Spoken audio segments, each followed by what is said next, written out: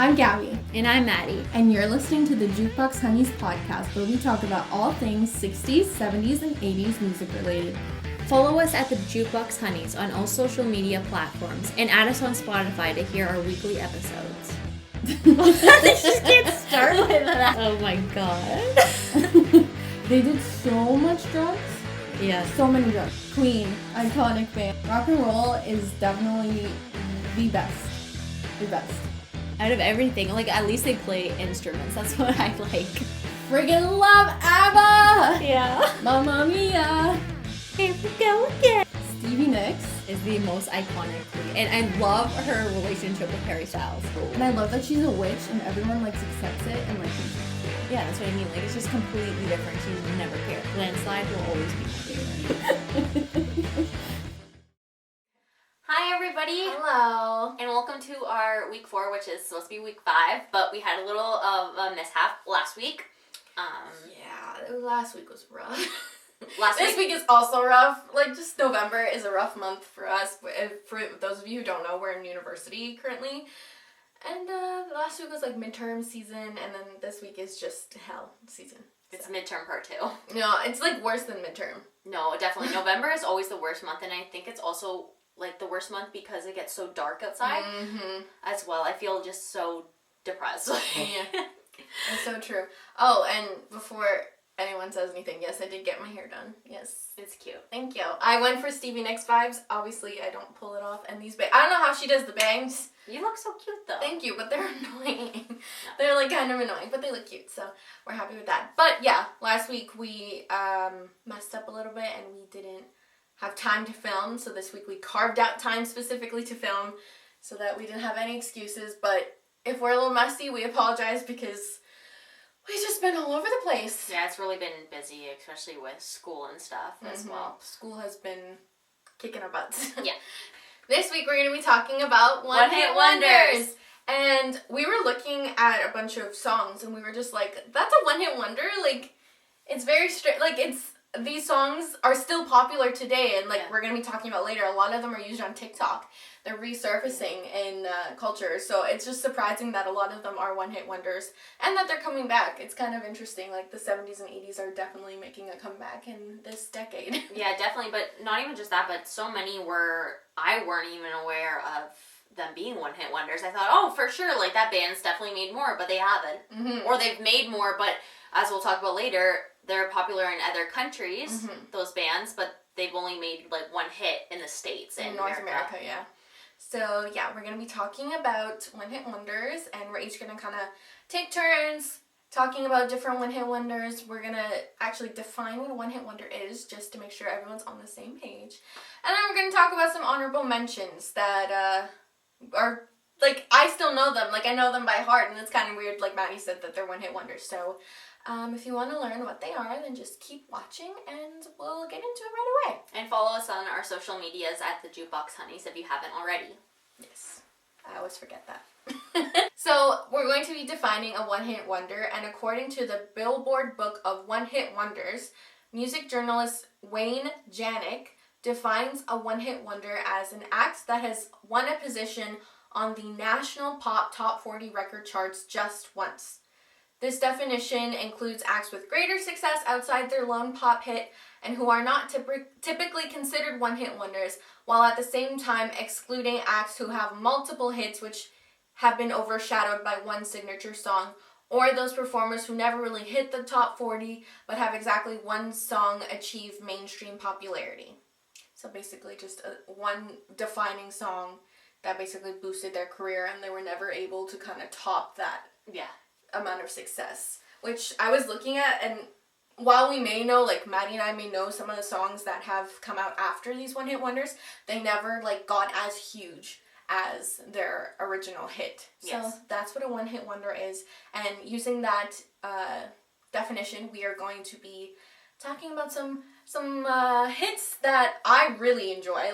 I could listen to them today and just dance out to them. We're going to be talking about a bunch of different songs, why they were only able to put out one song, if there are any extenuating circumstances, and just like what happened, because it's interesting to know like why they weren't able to get a second or a third song on the top. Or if they did, but like they just didn't make it to that magnitude, and especially in America as well, why they didn't make it in America compared to the success they had in their other countries. Yeah, it's very hard to make it in the States, in Hollywood, and in the recording industry. So yeah, Maddie's gonna go first and talk a little bit about 3 one-hit wonders she decided to research this week.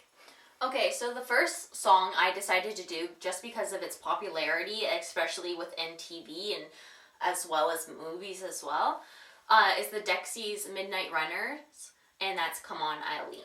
Oh my gosh. That's such an iconic song. And I know for people who live in the UK, that's like their version of Sweet Caroline. Yeah, it's just such a unique song, and I'll kind of get into that.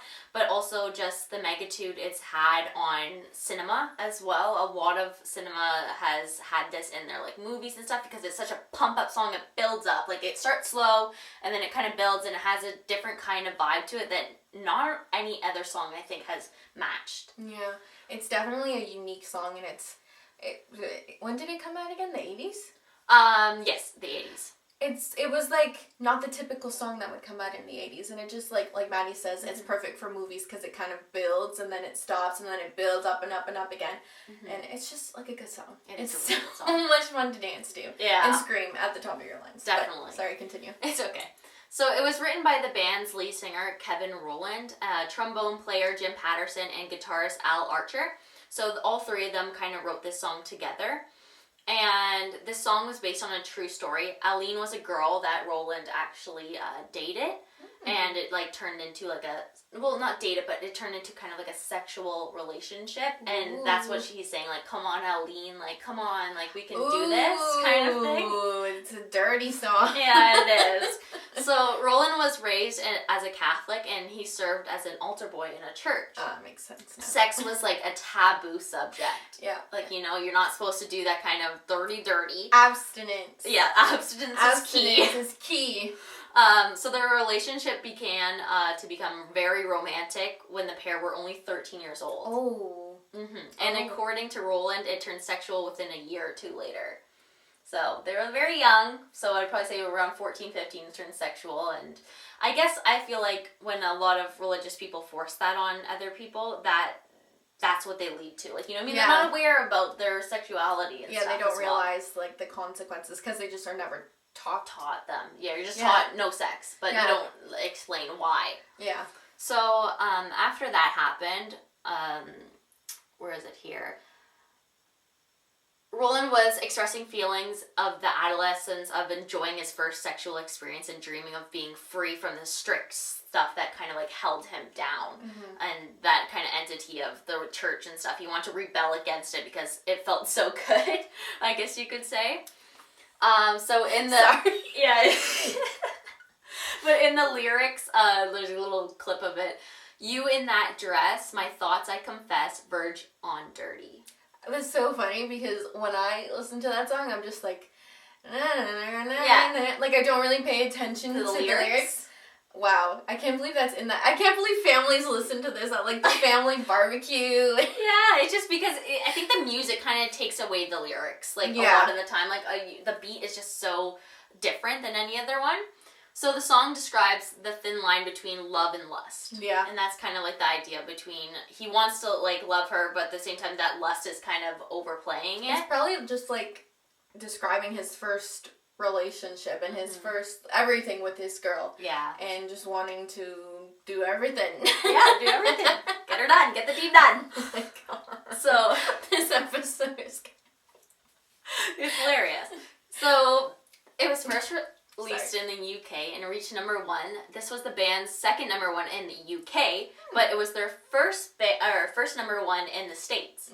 So they also had a song named Gino, and that was the first song that was popular in the UK, but it never reached that kind of fan base in the United States. Yeah. So this one was their first song and last song to ever be famous in the States. Wow. So unlike a lot of 80s songs, as you said before, this song was completely different. They didn't use a lot of synthesizers, which was very popular in the 80s. Now that you're saying that, it's true. It's not. It's more like I don't want to say real instruments, but kind of like guitar, drums, bass, like stuff like that. It's not a lot of electronically added things. Yeah, and that was very picking up in the time it was released in the 80s.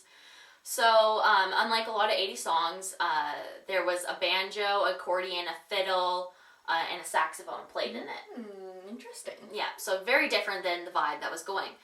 The music video was very subtle compared to most productions that were being released at the time. Most productions were big productions, like, you know, like flashing lights, a whole bunch of, like, heavy equipment kind of making it. Like, even you think Thriller, like that one especially, right? And, like, that kind of vibe. Almost like a movie. Yeah, almost like a movie. So this one kind of was just more relaxed. It featured Roland do like a little jig and stuff, and everybody just gathered around the porch, I think it was, and just dancing, kind of the vibe of the music. Yeah, that's cute. So after this first album was kind of released, band members began leaving, such as like the trombone player who wrote Come On Eileen, and as well as the guitarist ended up leaving as well. So the band started splitting up, and I think this is why they didn't reach the magnitude they once were, because they didn't have those kind of key element song people that wrote the songs that made it popular as it was. Like we talked about in like our Fleetwood Mac episode, when people leave, it's just not the same magic that they've had before. It's not at all. So the band could never reach the top charts in the United States again due to this. And I think it is due to the fact that band members left. It kind of broke up. They still remain famous within the United Kingdom, but in the States they couldn't reach it. And I think that's just because the power of the song and the power of the band. It's hard to top. It's definitely hard to top.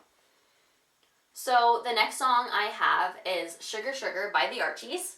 And that one was released in 1969. Wow, it's really old. It is very old. It's a very old song as well. I just want to sing it, but we don't want to get copyrighted.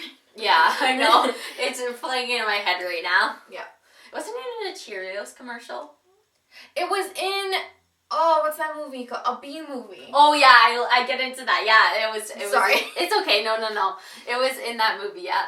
So, this song was released in 1969. It was written by Jeff Barry and Andy Kim. The song initially reached number 1 in the States and the UK when it was released. And it became the number 1 again in 1970 when it was covered by Wilson Pickett. So it kind of got those two kind of rise to fame, I guess you could say. Yeah. It was recorded using like multiple tracks because it had, the Archie like comics. So that's what it was kind of based on. The band was kind of based on that. Oh. So it featured Archie's voice. And I believe Veronica's voice as well. That's so funny. So it used like both. So Rob Dante was the lead vocalist on that, and he was accompanied by Andy Kim and Tony Wine. So they kind of played like the multiple tracks to do the kind of voices the Archies were in the comics. That's so funny. I had no idea that that's why they were called the Archies. Yeah.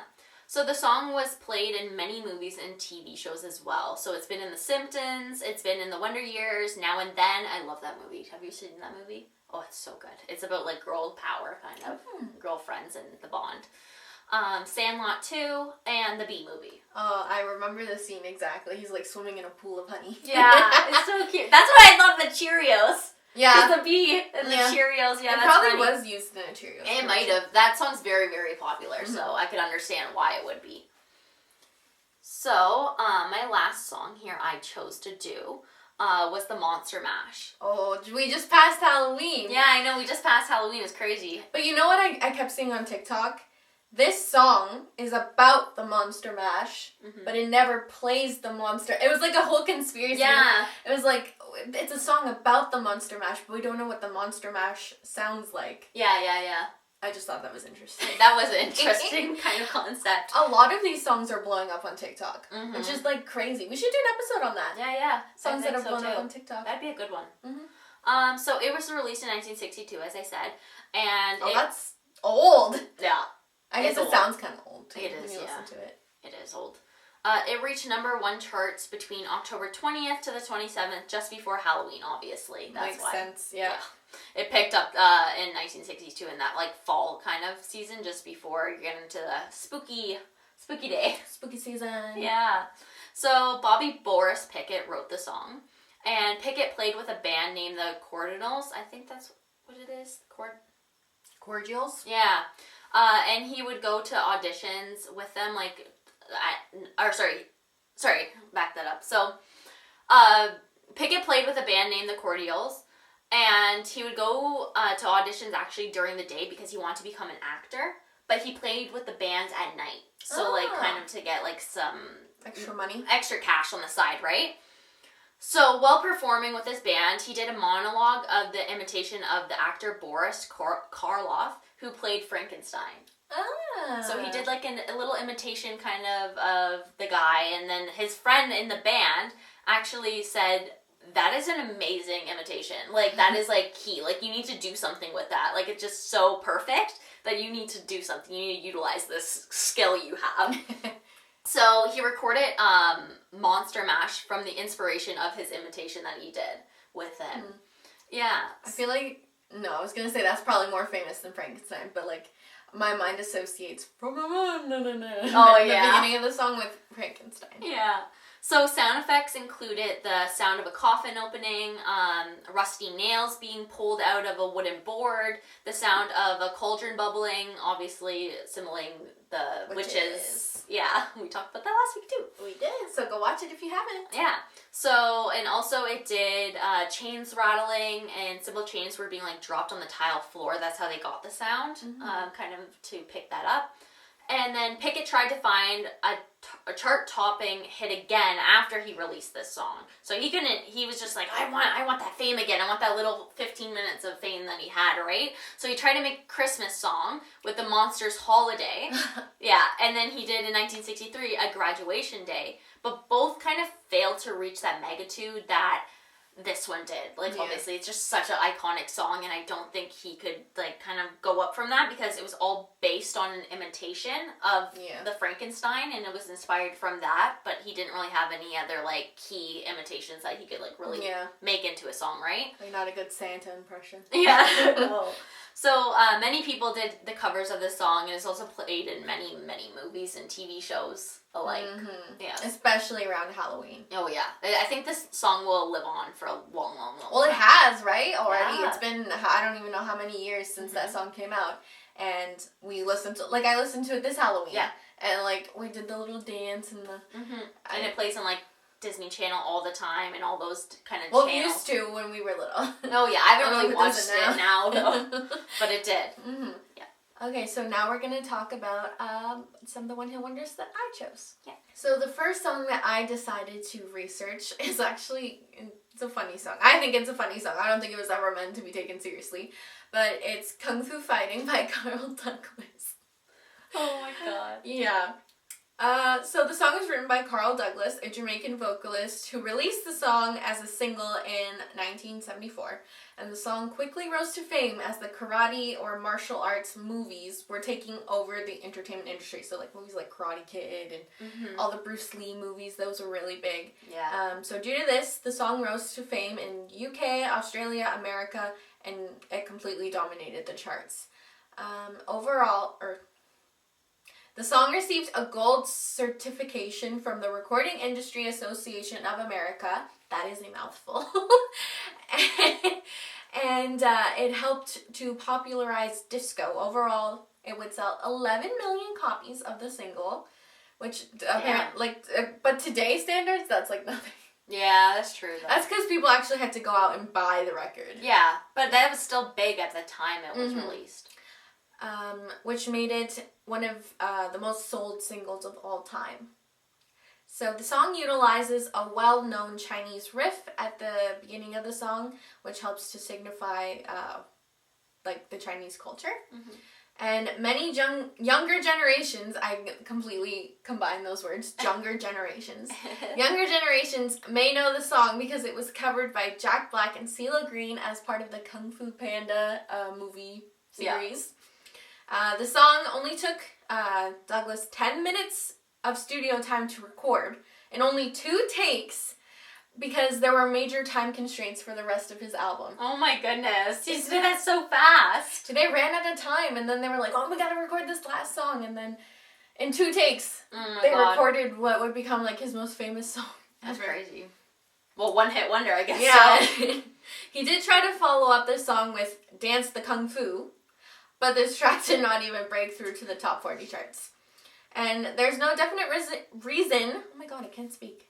There is no definite reason as to why Douglas never went on to attain the same success as Kung Fu Fighting, but his career would only allow him to have this one song reach the charts, and sometimes that's just the way it is. Sometimes that's just like literally everybody says the music industry is so cutthroat. Brutal. It's so brutal. Like even Taylor Swift says that she has to change herself, her whole persona, her whole image, just to make it in the industry. Mm-hmm. Like if she doesn't change, then they're leaving without her. Like, you know? That's so true.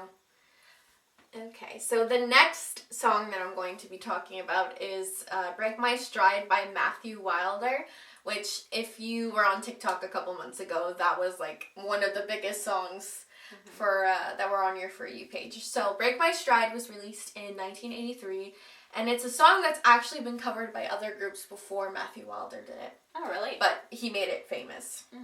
Wilder was a part of the duo named Matthew and Peter, which was mildly popular in the 70s in the UK. Very creative name there, guys. Yeah. Matthew and Peter. In 1978, he moved to Los Angeles and began singing for commercials and even did backup for Bette Midler. Oh, really? Mm-hmm. That's interesting. Yeah, on a couple of her shows. In 1983, he released his debut solo album, I Don't Speak the Language. Very odd title. Yeah, it is. And put out the solo Break My Stride, which did well on the charts for almost 2 years. Yeah. Wow. That's iconic. The song would later go on to be... No, that was right. The song would later go on to be covered by many other artists and bands in the 90s and early 2000s.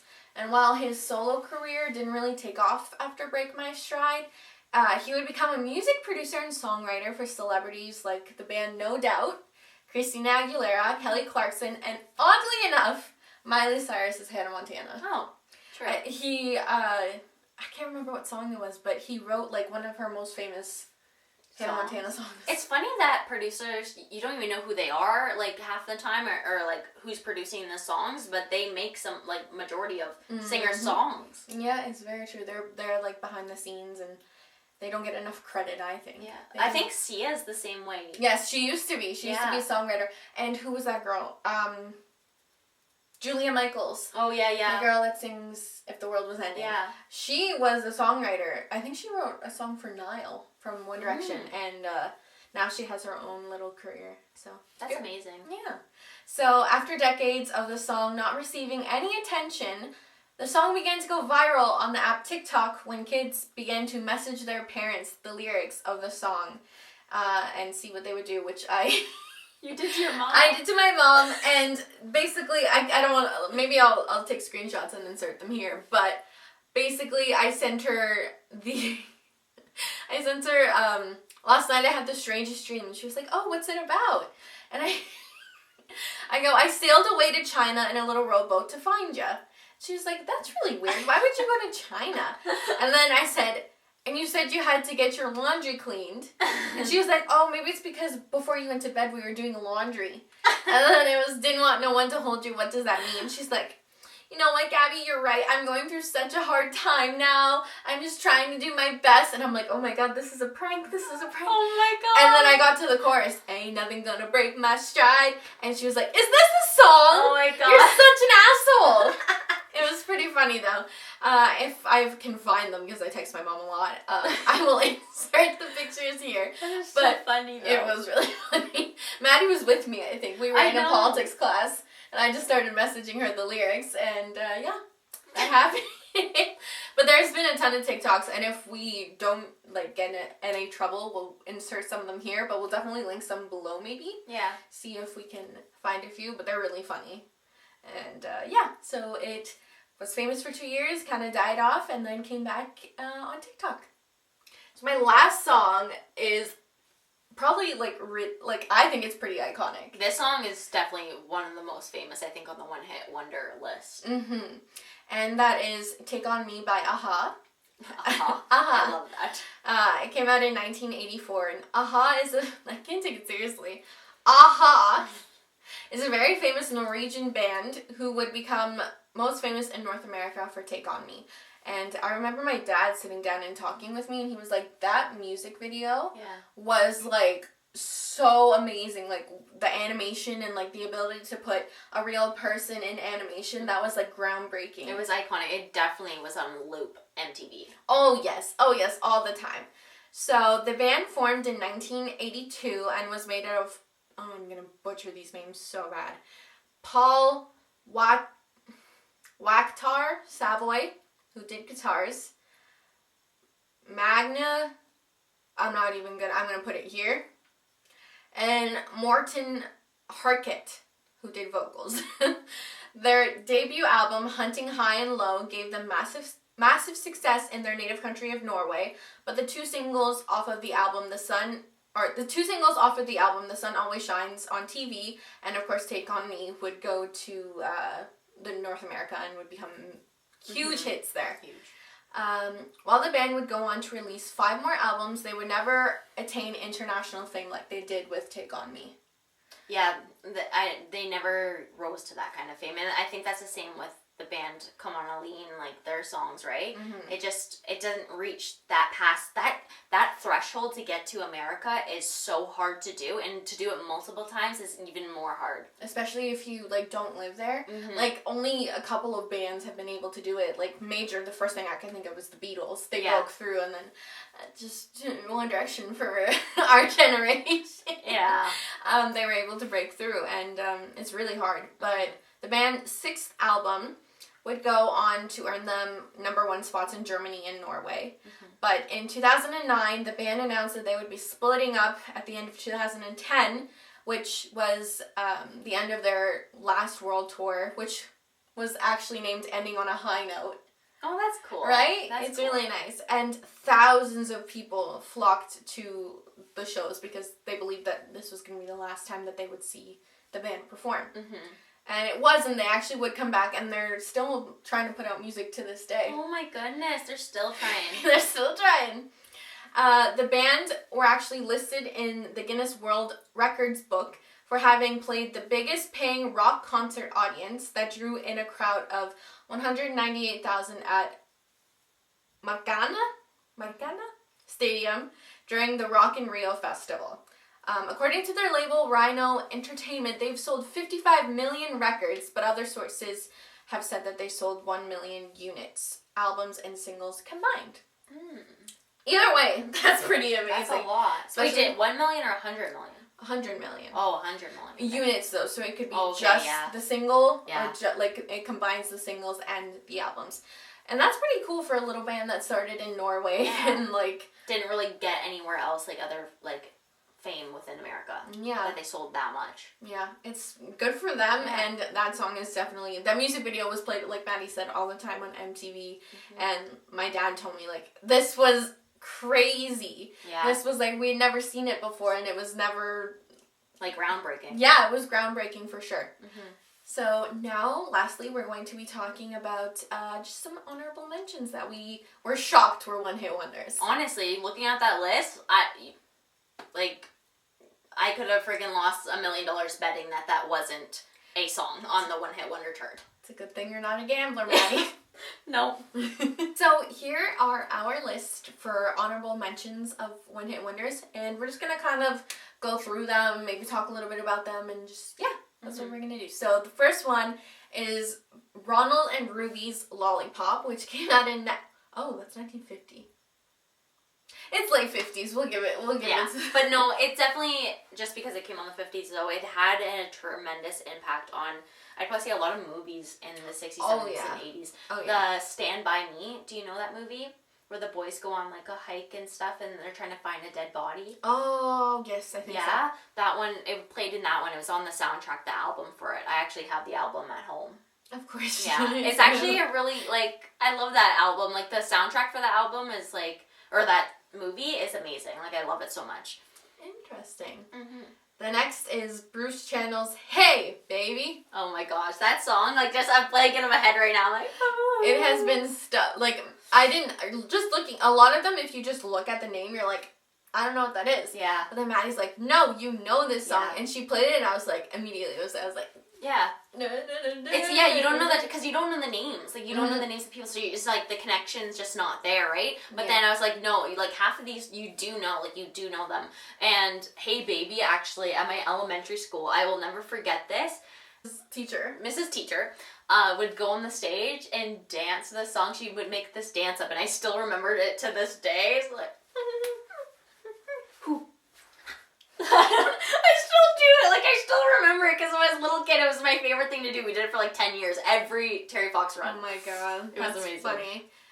Next is Play That Funky Music, White Boy, which came out in 1976. And I don't know. It's just like immediately I saw it and I was like, what? Yeah, that's a one-hit wonder. Mm-hmm. But it's a catchy song. It's not like the catchiest, but yeah, but you still know what it is right when you hear it. You know that. Oh, yep, gotcha. Yeah. The next one is Shocking Blue, Venus.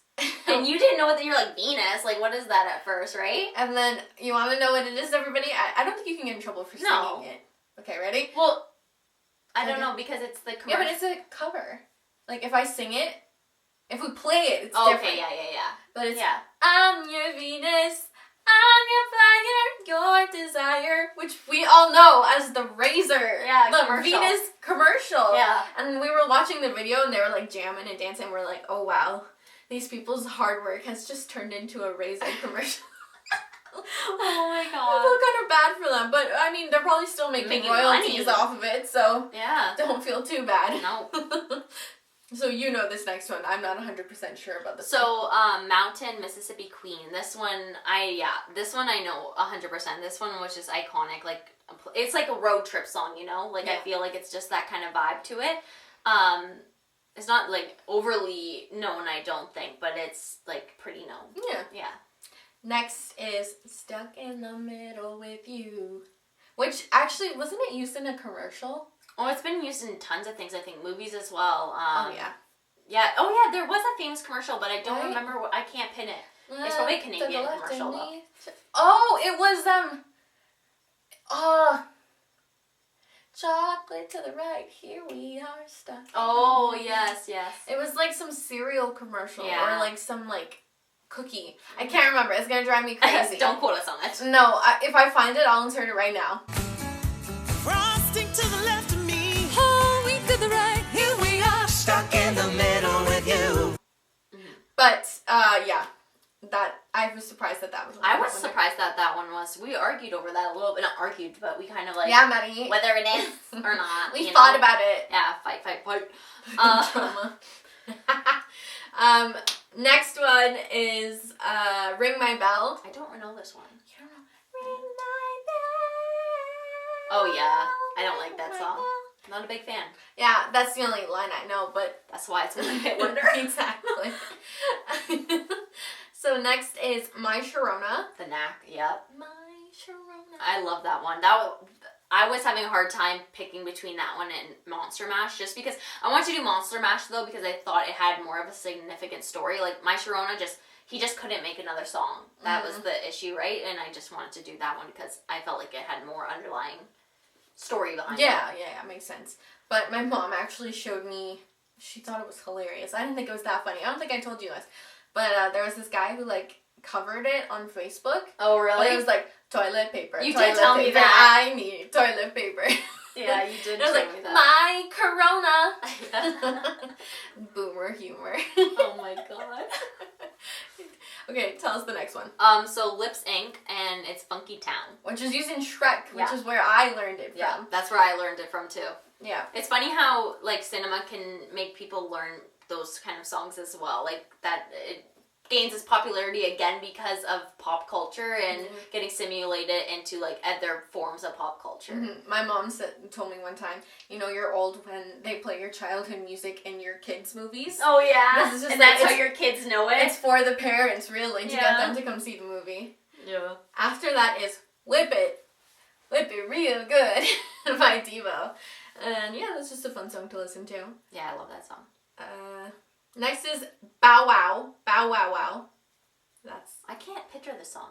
I want candy. And there I picture it. That one's good. I like that one too. A lot of these are just like not meaningless, but like fun lyrics, but like catchy music. Yeah, that's what I think a lot of one-hit wonders, that's why, is because it's the catchy music and they can't recreate that a lot of the second time, and that's why it becomes a one-hit wonder. Yeah. So the next one is musical youth, Pass the Dutchie. I love this one. This one. This one's so good. It's probably the most whitest thing we've ever done. I know. Ever do in a whole life. Yeah. Yeah, that's a good song. That's just a fun little song to dance to. And then the next one is It's Raining Men by the Weather Girls, which we actually posted a TikTok to that song. So if you're not following us on TikTok, you better. Yeah. That was used in a bunch of movies. Oh my gosh, so many movies, so many commercials, so much everything. It's a good song to put in stuff like that. Yeah, and especially when you're having like female movies, a lot of people tend to put that in like those kind of songs when the girls are going wild for the man. How sexist. I know. So Eddie Grant's Electric Avenue is the next one. At this song. Like in her head, I'm still singing it right now. Come on down to Electric Avenue. Oh yeah. I can't sing, so I'm not going to try. We've had it in our head all morning. Yeah, well, I can't get it now. now, but all morning we were just like belting and listening to it. Mm-hmm. It's a catchy song, and that's probably one of his biggest hits that he put out. So Nina's 99 Luftballons. It's Francais. So this song, she came out with both. She came out with the English and a French, but the French one actually got more popular than the English one. Like, not a lot of people know the English one, right? That's interesting. Which is really interesting. She's a Canadian French artist as well. And she could never, like, kind of get that same beat with the French music, because French music's very hard to get popular within Canada and America. Especially America. Oh, especially America, because, Canada, I feel like you got that, like, French side as well, because we're bilingual in French. But America, it's definitely really hard to get that out. But the beat and everything's just so good in it. Nobody cares if they can't understand it. Yeah. It's just the beat's so good. And it's a lot of Spanish songs are like that too. Mm-hmm, like definitely. I don't know Spanish, but I love the music because of the beat and because of the rhythm behind it. Yeah, a lot of the songs, like, I'm assuming it's the same for French. I'm not 100% sure. Yeah. But in Spanish, it's all about, like, let's dance. Like, tonight's the last night we can dance. Tonight's the last night we can dance together in our life and blah, blah, blah. It's probably the same, but no one really understands it unless you speak the language, and even still you'd have to go back and listen. But it's just the beat and, like, just the sound of the words makes it popular. Mm-hmm. After that is Twisted Sister, We're Not Gonna Take It, which I thought Twisted Sister was, like, really popular. Really popular. Yeah, no. But they, I think they've come out with other songs, just not to this, like, as we defined One Hit Wonder before, they didn't reach that top charts. They didn't reach those things. They have songs that you might know of, but they didn't come to the success as their first, or as their one-hit wonder. Mm-hmm. But that's a good song, too. And the music video is very 80s, so if you haven't seen it, you should go watch it. And definitely in a lot of movies, too, just because the message behind it, like, we're not gonna take it. We're not gonna take it. Yeah. It's a good song. After that, we're gonna talk about Almost Paradise, Almost Paradise, which was actually featured on the Footloose soundtrack. Mm-hmm. And, I don't know how I know this song, like, my family wasn't a really big fan of Footloose, but just the ballad, I guess. A lot of 80s songs, too. It's very, like, synthesizer pop. Yeah. Or it's, like, that big 80s ballad that, like, everyone likes. So that's one of them. Definitely. That one, I like Footloose as well, but I didn't even know that was a part of the soundtrack, to be completely honest. I thought it was just in the movie, but I didn't know it was made for the soundtrack. Yeah. So... Dead or Alive, You Spin Me Around Like a Record. You spin me around. I think a lot of people in our age group would know the remix of that. Yeah. I can't remember. Wasn't it Flo Rida? Yeah, I think so, yeah. Yeah. In like 2012 or something. Yeah. That's how we would know it. But the original is pretty good, too. Yeah, I still know that because of that, but our generation might not. Yeah, and then you know this one. I don't really know this one. Talk Talk. Oh, It's My Life. I love this one. This one, though, I have a kind of vendetta against it because it played at my retail store on loop all the time. So, like, I kind of don't like it anymore, but I like it at the same time. It's very confusing. But, yeah. Mixed emotions. I love that. I like it, but I don't. Let's just leave it there, period. Dot. I don't know this next one either, but you know it. In My House. Oh, yeah, In My House by the Mary Jane Girls. Yeah, I like that one. I like it, but I don't like... It's not a song I can listen to on loop, but if I hear it now and again, it's okay. Yeah. After that is Lady in Red. And I think I only knew this. Funny enough, now that I think about it, I could be wrong. Again, I could be wrong. But I think, you know the show Big Mouth? Oh, yes. I think they did play in that. Then Coach Steve, he's like, Lady in Red is dancing with me. Yeah. That's gonna... That's oh, terrible. God, now that's stuck in my head all day. But yeah, it's obviously been used in a bunch of TV shows, and yeah, it's a good song. After that is Cutting Crews. I just died in your arms tonight. That one I didn't think would be for some reason, I didn't think it would be a one-hit wonder. Yeah. Like, I thought that band would have had more just because that song was so significant in the 80s, right? Mm-hmm. But like we said before, they could have put out many songs that like we would know, or like people who like the band would know, but they never would reach the amount of success that song did. Yeah. So after that one is Paul Lakis. Is that how you say it? Lakis? Lakis, yeah. Boom Boom, Let's Go Back to My Room. Which is actually now, the remixed version by the Vega Boys? Yeah, Vega Boys, I think. Something like that. Is actually trending on TikTok. Yeah. So another TikTok resurgence of music from the 80s. True. And it's funny how pop culture does that. Yeah, it recycles everything. I knew it from TikTok, if I'm being honest. The boom, boom, boom, boom. But yeah, that's how I learned the song. And then I saw it and I was like, is that not the TikTok song? Yeah. It's just kind of embarrassing to admit, but like, it's all good. So, is that the last? Yeah, that's the last one. I think I have one more. I forgot to put it on there, but... She lied to me. I lied. There's two. So, Bobby McFerrin, Don't Worry, Be Happy.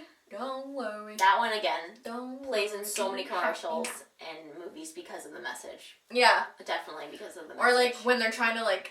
make a character seem happy and then they burst their bubble. Yeah, that's like true I think this was used in that movie Flushed Away. Yeah, remember that movie? Yeah, with the mouse. Mm. Yeah, I remember that. There was another one, another cartoon it was in, and I don't remember. Maybe Shark Tale. I don't know. Oh, something like that.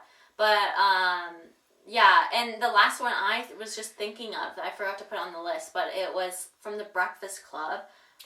Don't you forget about me. That one was actually, I remember it was supposed to be written by Billy Idol, like it was supposed to be sung by that him, but he denied it. So then the other people got to do it. I forget what the band was. We'll put the name here. I'll put the name there, but the band, and they sung it, and it was lucky that they did because that was their one hit. That was the one that kind of they're known for now and only known for. I think everyone knows like the stand at the end. Yeah. Yeah. Wow, I didn't know that was a one-hit wonder either. Mm-hmm. And it was also in Pitch Perfect, which is where I learned from. I think Fat Amy sings it. Oh, okay. Yeah. Yeah. But that one.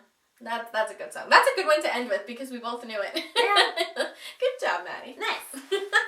And that was our episode about one-hit wonders. Yeah, it was very interesting, honestly, researching this. This topic, I think I learned so much from compared to, like, the other weeks. Like, I did learn some stuff, but this one I learned so many bands that I thought weren't one-hit wonders were, and vice versa with the songs. Just, no, that band's not a one-hit wonder. They can't be a one-hit wonder. They're just iconic. Yeah, I think this was definitely the most fun one. Yeah. Like, it's just, there wasn't as much pressure to get everything right. Yeah, and the dark, it's not like as well, like there's not a dark part to this. Yeah, for as well. sure. The bands I researched as much, there was no reason like they died or anything. I didn't overdose, see nothing like that. It was kind of nice not to talk about people the, dying or overdosing or being addicted to drugs. Yeah. So next week we're going to be talking about groupies.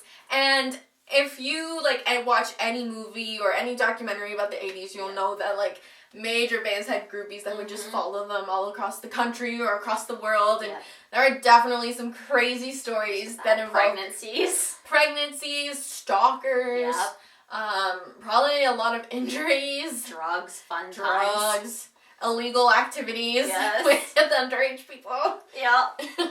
So that's what we're going to be talking about next week. Mm-hmm. So make sure you're subscribed to our YouTube channel. Follow us on Spotify. Follow us on Instagram, Twitter, Facebook, TikTok. Yeah. I think that's all of them. Yep. And this album, and we're all the Jukebox Honeys, and I think Twitter's just Jukebox Honeys. Yeah. That is a tongue twister to say, but Yes, we had so much fun this week. We're sorry about no episode last week, but I hope this makes up for it. And yeah, stay rad, stay groovy, stay you, and we'll see you next week. Peace! Alrighty, bye! I remembered my thing. Nice.